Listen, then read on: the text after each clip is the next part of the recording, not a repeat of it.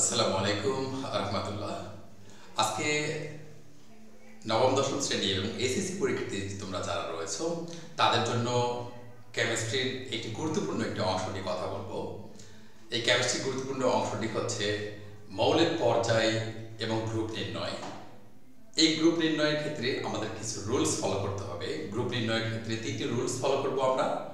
এই তিনটি রুলসের মাধ্যমে আমরা ইলেকট্রন বিন্যাস থেকে ঠিক যেমন করে গ্রুপ নির্ণয় করতে পারি, আবার গ্রুপ দেওয়া থাকলে মৌলকে চিহ্নিত করতে পারি। সেই উদ্দেশ্যেই তোমাদের জন্য এই ভিডিওটি করা। যারা আমার প্রিয় শিক্ষার্থী রয়েছে এবং যারা একেবারে আননোন কিছু স্টুডেন্ট রয়েছে তাদের জন্য যেন অবশ্যই সেটা সুবিধাজনক হয়, এই কারণেই আমি এটা করে দিচ্ছি। ইনশাল্লাহ আশা করা যায় পারবা। প্রথমত একটা মৌলের ইলেকট্রন বিন্যাস থেকে কিভাবে গ্রুপ পর্যায়ে নির্ণয় করে সেটা নিয়ে কথা বলবো। চলো শুরু করা যাক। আমরা প্রথমত একটা মৌল নিচ্ছি। দেখো মৌলটা হচ্ছে আমাদের লিথিয়াম।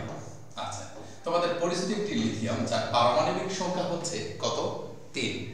পারমাণবিক সংখ্যা 3, তাহলে বুঝে নিতে হবে এর প্রোটন সংখ্যা আছে 3টি এবং সাথে সাথে এর ইলেকট্রন সংখ্যাও কিন্তু 3টি।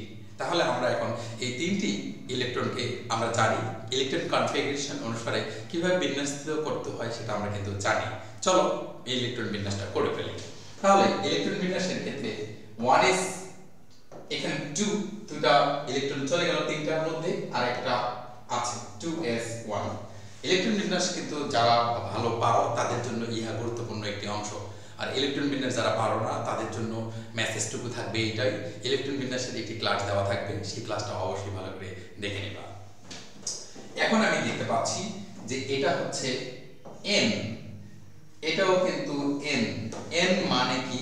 n মানে হচ্ছে শক্তি স্তর নাম্বার, কক্ষপথ নাম্বার, অরবিট নাম্বার, প্রধান কোয়ান্টাম সংখ্যা। অর্থাৎ এদের যে কোনো একটিকে কাউন্ট করলেই চলবে। অর্থাৎ আমি ধরে নিলাম এটা হচ্ছে আমাদের প্রধান শক্তি স্তরের মান। তাহলে প্রধান কক্ষপথ বা প্রধান শক্তি স্তরের মান এখানে সর্বোচ্চ কত? 2। তাহলে বুঝে নিতে হবে এর পর্যায় হচ্ছে 2। তাহলে লিথিয়ামের পর্যায় হচ্ছে 2। ওকে, এবং 2 নম্বর পর্যায়টাকে আমরা একটা বেস্টনির মধ্যে নিয়ে নিব। দেখো 2 নম্বর পর্যায়টাকে আমি একটা বেস্টনির মধ্যে নিয়ে নিয়েছি এবং এই বেস্টনির মধ্যে এখন s অরবিটাল শুধু উপস্থিত আছে, অন্য কোনো অরবিটাল নেই, শুধু s অরবিটাল আছে। ক্লিয়ার? তাহলে দেখতে হবে যে s অরবিটালে কয়টি ইলেকট্রন আছে। দেখো এর উপরে ইলেকট্রন আছে 1টি, তাহলে এই লিথিয়ামের গ্রুপ হবে 1। তাহলে আমি বলে দিচ্ছি যে গ্রুপ হচ্ছে কত? 1। আমরা সেম ভাবে দ্বিতীয় রুলসে চলে যাব। Rules number 1 complete. ক্লিয়ার? আমরা যদি দ্বিতীয় রুলসে চলে যাই, দেখো যে এবার আমি একটা অক্সিজেন নিয়েছি। অক্সিজেনের ইলেকট্রন সংখ্যা হচ্ছে 8টি। কেন? কারণ অক্সিজেনের মৌলের পরমাণুর কেন্দ্রে 8টি প্রোটন রয়েছে, এই কারণে এর পারমাণবিক সংখ্যা 8 এবং পারমাণবিক সংখ্যা 8 হওয়ার কারণে ইলেকট্রন সংখ্যাও কিন্তু এখানে 8টি। চলো ইলেকট্রন কনফিগারেশন অনুসারে এর বিন্যাসটা আমরা একটু দেখি বা ডায়াগ্রামটা একটু কমপ্লিট করে দেখি। তাহলে আমরা বলতে হচ্ছি ইলেকট্রনের 1s এ প্রথমে 2টি ইলেকট্রন দিব, 2s এ ইলেকট্রন দিব 2টি। কেননা তোমাকে মনে রাখতে হবে যে s p d f অরবিটালগুলো রয়েছে, এই অরবিটালগুলোর কিন্তু প্রত্যেকটির একটি করে ইলেকট্রন ধারণ ক্ষমতা রয়েছে। অর্থাৎ যেমন s এর ইলেকট্রন ধারণ ক্ষমতা 2, p এর ইলেকট্রন ধারণ ক্ষমতা 6 এবং d এর ইলেকট্রন ধারণ ক্ষমতা যেখানে 10 সেখানে f এর ইলেকট্রন ধারণ ক্ষমতা হচ্ছে 14। চলো দেখি, আমরা 4টে ইলেকট্রন বসানো হয়ে গেছে 8টার মধ্যে, এখনো কিন্তু 4টে ইলেকট্রন আছে। s এর ধারণ ক্ষমতা কিন্তু শেষ, তাহলে 2s এর অর্থাৎ 2 নম্বর কক্ষপথের জন্য 2s and 2p অরবিটাল সম্ভব। সো 2p লিখবো এখন আমি। 2p লেখার পরে আমরা জানি p এর ইলেকট্রন ধারণ ক্ষমতা হচ্ছে 6টি, কিন্তু আমাদের হাতে বর্তমানে দুইটি করে ইলেকট্রন দেওয়ার পর আর মাত্র 4টি রয়েছে। সো 4টি ইলেকট্রন আমি এখানে দিয়ে দেব। দেওয়ার পর এটা হচ্ছে n, এটা n, এটা n। দেখতে হবে এখানে n এর সর্বোচ্চ মান কত? n এর সর্বোচ্চ মান 2। তাহলে পর্যায় হচ্ছে 2। ক্লিয়ার? আশা করা যায় বুঝতে পেরেছো। এখন দেখতে হবে ওই পর্যায় বা ওই শক্তি স্তরটাকে একটা বেস্টনের মধ্যে নিয়ে নিতে হবে। তাহলে এখানে 2 আছে, এখানে 2 আছে, তাহলে এটাকে বেস্টনের মধ্যে নিয়ে নিলাম, কারণ এখানে n এর মান 2, n এর মান 2 নিয়ে নিলাম। নেওয়ার পরে আমরা গ্রুপ চিন্তা করব। কি চিন্তা করব? গ্রুপ। এখন দেখতে হবে যে কোন কোন অরবিটাল এখানে উপস্থিত। 2s 2p অর্থাৎ পর্যায় নাম্বারের সঙ্গে কি কি আছে? s ও আছে, p ও আছে। তাহলে অবশ্যই s এর উপরের ইলেকট্রন p এর উপরের ইলেকট্রনকে যোগ করো। তাহলে 2 যোগ 4 এবং রুলস 2 অনুসারে s এবং p উভয় অরবিটাল যদি পর্যায় নাম্বারে উপস্থিত থাকে তবে তার সঙ্গে অতিরিক্ত 10 যোগ করব। তাহলে চলো আমরা অতিরিক্ত 10 যোগ করে নিলাম। তাহলে আমাদের দাঁড়ালো কত? 16। এই হচ্ছে অক্সিজেনের পর্যায় এবং গ্রুপ নাম্বার। তাহলে আমরা কিন্তু সহজেই কিন্তু আমরা এই মৌলগুলোর ইলেকট্রন বিন্যাস বা ইলেকট্রন কনফিগারেশন অনুসারে আমরা কিন্তু পর্যায় এবং গ্রুপ নির্ণয় করতে পারি। প্রিয় শিক্ষার্থী, একটু বুঝে নিও। আমরা নেক্সট এন্ড লাস্ট ওয়ান একটি রুলস দেখব গ্রুপ নির্ণয় করার।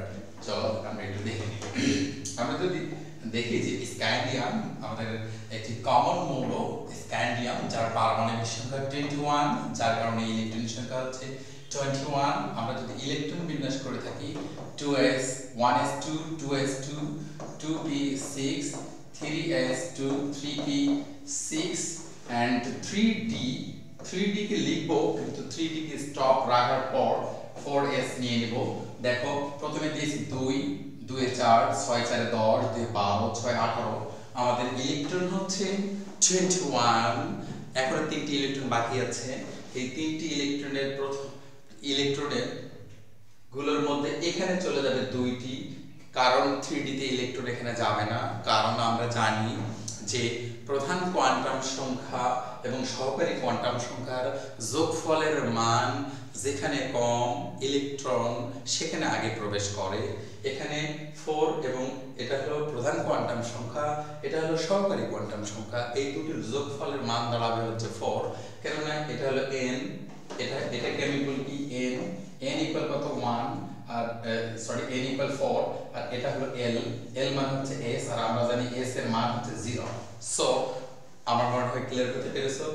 n প্লাস l কে যোগ করলে হবে 4 যোগ 0 and 4, সেম অ্যাজ আমি যদি এখানে বলি n এর মান হচ্ছে কত 3, l এর মান 3, বাট এখানে আমি বলতেছি l এর মান, এটাকে l দ্বারা ক্রস করব, l মান হলো d আর d মানে আমরা জানি 2 s। ক্লিয়ার? এখানে তাহলে n প্লাস l এখানে দাঁড়ালো কত? এখানে হচ্ছে 5, বাট এখানে কত দাঁড়িয়েছিল? n plus l equal 4। দেখো তো নিম্ন শক্তি স্তর অরবিটাল কোনটি? 4s। তাহলে এখানে ইলেকট্রন আগে প্রবেশ করবে এবং এর ধারণ ক্ষমতা 2। এবার আরো একটা ইলেকট্রন বাকি থাকার কারণে ওই ইলেকট্রনটা ব্যাক করবে এখানে। এই হলো দিয়ে দিলাম আমাদের স্ক্যান্ডিয়ামের ইলেকট্রন বিন্যাস কমপ্লিট। এখন আমি যদি পর্যায় নির্ণয়ের ক্ষেত্রে যাই, পর্যায় নির্ণয়ের ক্ষেত্রে মনে রাখতে হবে আমাকে এখানে সর্বোচ্চ n এর মান কত। এখানে দেখো এটা হচ্ছে 1 2 2 3 3 3 4, সর্বোচ্চ হচ্ছে 4। তাহলে আমাকে বুঝে নিতে হবে এখানে 4টি শক্তি স্তর ব্যবহার হয়েছে এবং n এর মান সর্বোচ্চ 4। সো আমরা মনে রাখবো অবশ্যই পর্যায় হচ্ছে আমাদের 4। এখন এই রুলসটা ফলো করবা যে আমরা গ্রুপ নির্ণয় করার শেষ রুলসটা কেমন করে মনে রাখবো। মনে রাখতে হবে যে n-1 dx tx and nsy যদি এই ধরনের কোনো কাঠামো একটি ইলেকট্রন কনফিগারেশন বা ইলেকট্রন বিন্যাসের সর্বশেষে অবস্থান করে, তবে মনে রাখতে হবে d এর উপরের পাওয়ার x এবং s এর উপরের পাওয়ার y কে যোগ করলে গ্রুপ নাম্বার পাওয়া যাবে। তাহলে গ্রুপ কত দাঁড়াচ্ছে? গ্রুপ হচ্ছে x plus and y, and next we want to see that যে এখানে যদি আমি এটাকে n ধরি তাহলে এটা হচ্ছে n-1। কেন? n মানে যদি 4 হয়, n থেকে 1 বাদ দিলেই হয় 3। এই যে দেখো, তাহলে এটা হলো 4, তাহলে এটা এই দুটো এই পুরোটার মান হবে 3 এন্ড এটার সঙ্গে আছে s, এটার সঙ্গে আছে d। এই x এর মান দেখো, x এর মান হচ্ছে 1, এই যে y এর মান কত 2। সো আমি বলতে পারি এই ধরনের কনফিগারেশনের ক্ষেত্রে তাহলে এটা যোগ করে দিলে কত বের হবে 3।